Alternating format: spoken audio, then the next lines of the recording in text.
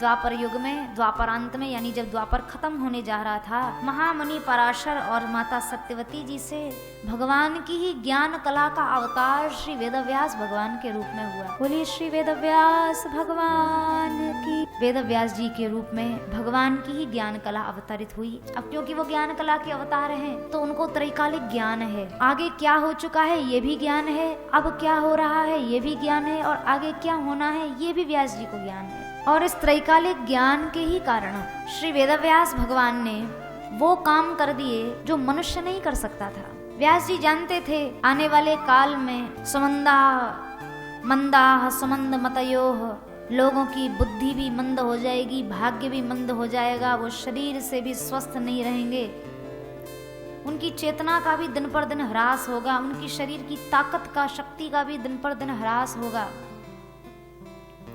अरे अपने ही हाथ से रखी हुई चीज थोड़ी देर बाद रख के लोग भूल जाते हैं, कहाँ रखी। ऐसी स्थिति में व्यास जी सोच रहे हैं हमने जो वेद बनाए हैं उनको कोई कैसे याद कर पाएगा। संपूर्ण वेद नहीं पढ़ सकते, या कलयुग के मनुष्यों के पास आयु भी इतनी नहीं है कि इतना कुछ पढ़ें। तो वेदों का ही सार वेदांत उन्होंने बनाया, और उस वेदांत का भी और भी संक्षेपीकरण करते करते ब्रह्मसूत्र बनाया। 555 छोटे छोटे सूत्रों में संपूर्ण वेदों का रहस्य रख दिया। लेकिन ये सब कार्य विद्वानों के लिए था। साधारण लोग भी वैदिक ज्ञान से लाभान्वित हो सकें, इसके लिए श्री वेदव्यास भगवान ने 17 पुराणों की रचना की।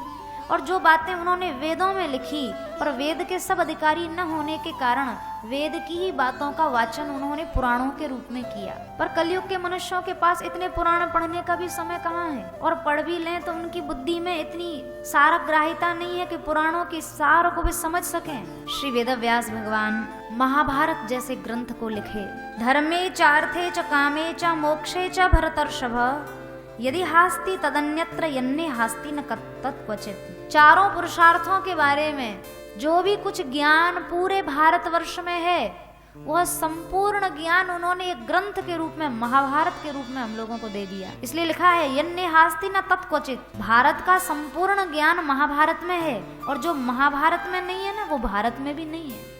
श्री वेदव्यास भगवान ने उसी महाभारत में किसी भी प्रकार की संकीर्णता को न रखने वाला, संकीर्ण विचार मुक्त एक अद्भुत दर्शन शास्त्र हम लोगों को दिया, जिसका नाम था श्रीमद् भगवद गीता।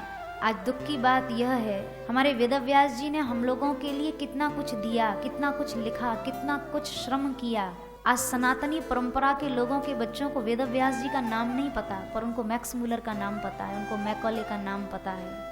ये हमारी दूषित शिक्षा पद्धति का तांडव है, उसका परिणाम है। जिन लोगों ने भारत के वाङ्मय को जानने के लिए संस्कृत का अध्ययन किया, संस्कृत को पढ़ा, ताकि वो हमारे वाङ्मय के साथ इस प्रकार से छेड़छाड़ और इस प्रकार का परिवर्तन कर दें कि आने वाली भारतीय सनातनी परंपरा के लोगों को उनके मूल ग्रंथों के विषय में कोई जानकारी ही न रह जाए।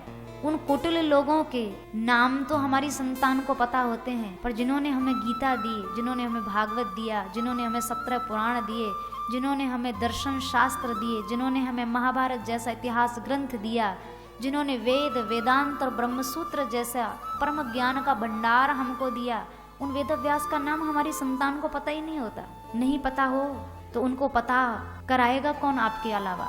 उनको अवगत कराओ। आज भी संसार में समस्त गुरुओं के परम गुरु के रूप में व्यास पूर्णिमा, आषाढ़ी पूर्णिमा के दिन हम सभी लोग श्री वेदव्यास भगवान की पूजा करते हैं।